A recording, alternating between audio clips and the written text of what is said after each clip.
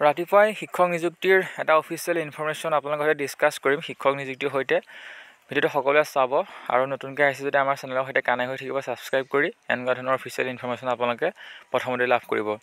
আপোনালোকে দেখিবলৈ পাইছে আজি 12 ডিচেম্বৰ তাৰিখে প্ৰকাশ পোৱা এটা অফিচিয়েল ইনফৰমেশ্যন, ৰাতিপুৱাই প্ৰকাশ পাইছে ইনফৰমেশ্যনটো। ডেটটো এক্সটেণ্ড কৰা হৈছে শিক্ষক নিযুক্তিৰ যিটো 4,669টা শিক্ষকৰ পদ আছিলে। আজি অফিচিয়েল ইনফৰমেশ্যনখন দি আজিয়েই ডেটটো এক্সটেণ্ড কৰিছে, অৰ্থাৎ আজিয়েই লাষ্ট ডেট দিছে। কিন্তু এই যিখন অফিচিয়েল ইনফৰমেশ্যন, এই অফিচিয়েল ইনফৰমেশ্যনখন আচলতে আগতেই দিব লাগিছিলে, কিন্তু আজি এই অফিচিয়েল ইনফৰমেশ্যনখন দি আজিয়েই লাষ্ট ডেট কৰাটো কিমান যুক্তিসংগত আপোনালোকে বিচাৰ কৰিব।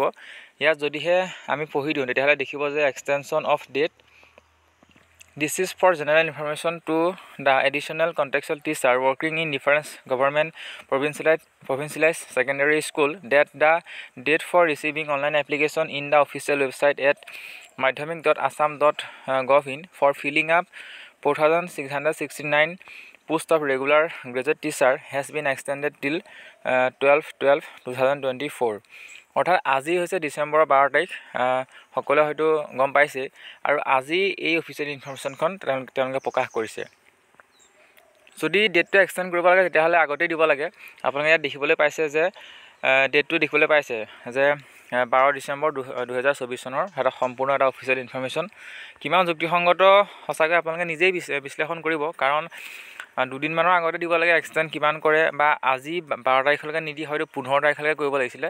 তেওঁলোকে মাত্ৰ আজিয়েই ইনফৰমেশ্যনখন দি অফিচিয়েল ইনফৰমেশ্যন প্ৰকাশ কৰি আজিয়েই সমাপ্ত কৰাৰ এটা অফিচিয়েল ইনফৰমেশ্যন প্ৰকাশ কৰিছে। গতিকে কিমান যুক্তিসংগত আছে এই যিটো অফিচিয়েল ইনফৰমেশ্যনৰ সৈতে আপোনালোকে নিজেই বিশ্লেষণ কৰিব। আৰু যদিহে আপোনালোকে অনলাইনটো কৰা নাই তেতিয়াহ'লে সোনকালে অনলাইনটো কৰি ল'ব। পৰৱৰ্তী সময়ত পুনৰ লগ পাম। ধন্যবাদ।